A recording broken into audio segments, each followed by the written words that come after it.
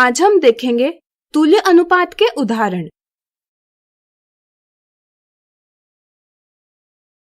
किसी स्कूल के 7वीं कक्षा के पिछले और इस वर्ष के परिणाम निम्न सारणी में दर्शाए गए हैं। ज्ञात कीजिए कि किस वर्ष 7वीं कक्षा का प्रदर्शन बेहतर था। वीडियो रोककर विचार करें, इस सवाल को कैसे हल किया जा सकता है। चलिए हम बताते हैं। इसे पता करने के लिए पहले हम पिछले वर्ष के उत्तीर्ण छात्रों की संख्या का अनुत्तीर्ण छात्रों की संख्या से अनुपात लेंगे, जो है 54:6। फिर हम इस वर्ष के उत्तीर्ण छात्रों की संख्या का अनुत्तीर्ण छात्रों की संख्या से अनुपात लेंगे, जो है 63:7। और फिर इन दोनों अनुपात की तुलना करेंगे। क्या आप बता सकते हैं हम इनकी तुलना कैसे करेंगे? सोचिए। बिल्कुल सही।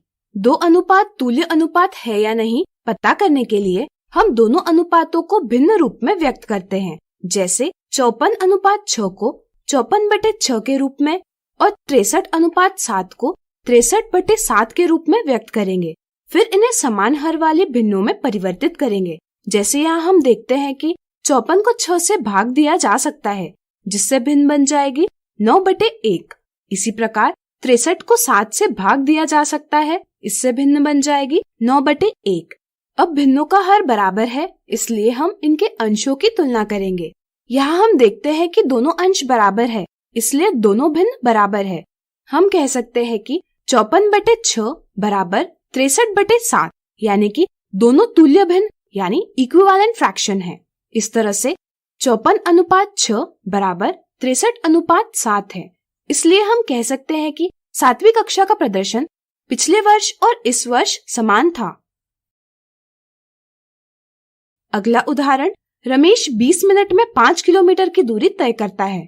तो बताइए, रमेश उतनी ही गति से 2 घंटे में कितनी दूरी तय कर पाएगा? रमेश 2 घंटे में कितनी दूरी तय कर पाएगा, यह हम एकिक विधि यानी यूनिटरी मेथड के प्रयोग से पता कर सकते हैं।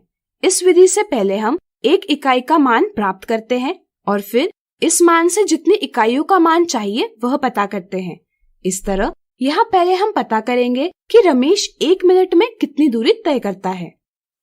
चूंकि वह 20 मिनट में 5 किलोमीटर की दूरी तय करता है, इसलिए 1 मिनट में 5/20 किलोमीटर की दूरी तय करता होगा, यानी कि 1/4 किलोमीटर की दूरी तय करता होगा।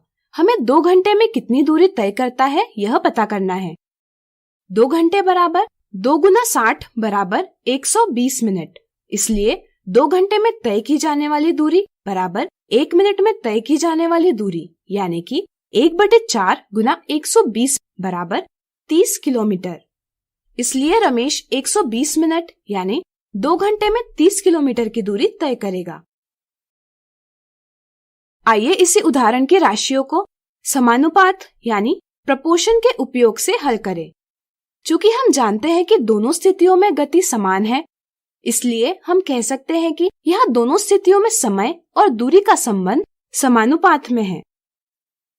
यानी कि पहली स्थिति का समय अनुपात दूसरी स्थिति का समय बराबर पहली स्थिति की दूरी अनुपात दूसरी स्थिति की दूरी।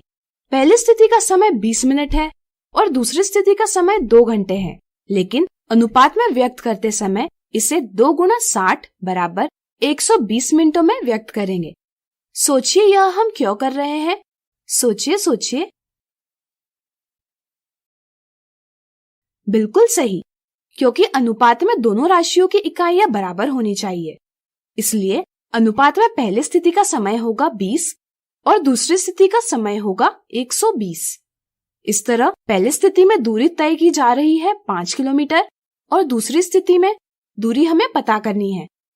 जैसा कि आप जानते होंगे कि अनुपात को हम भिन्न के रूप में व्यक्त करते हैं, जैसे 20:120 को 20/120 के रूप में व्यक्त करेंगे और 5 किलोमीटर अनुपात दूसरी स्थिति की दूरी को 5 किलोमीटर बटे दूसरी स्थिति की दूरी इस प्रकार व्यक्त करेंगे। अब हम दूसरी स्थिति की दूरी प्राप्त करने के लिए हल करेंगे। इसे हल करने के लिए हम दोनों पक्ष में भिन्न का व्युत्क्रम यानी इनवर्स लेंगे। किसी भी भिन्न का व्युत्क्रम अंश और हर को एक दूसरे से बदलकर प्राप्त किया जाता है। इसे ही हम इस प्रकार भी लिख सकते हैं। अब हम दोनों पक्षों में 5 से गुना करेंगे। या इसी को हम कह सकते हैं कि बाएं पक्ष में 5 विभाजन में है, इसे हम दाएं पक्ष में ले जाएं तो यह गुणन में व्यक्त किया जाएगा। इस तरह से दूसरे स्थिति की दूरी बराबर 30 किलोमीटर है। इस तरह से अब आप जान गए होंगे कि कैसे हम समानुपात के उदाहरण को एक एक विधि और समानुपात से हल कर सकते हैं। आज हमने देखे तुल्य अनुपात के उदाहरण। अगले वीडियो में देखेंगे इससे संबंधित कुछ मिथ्या धारणाएं।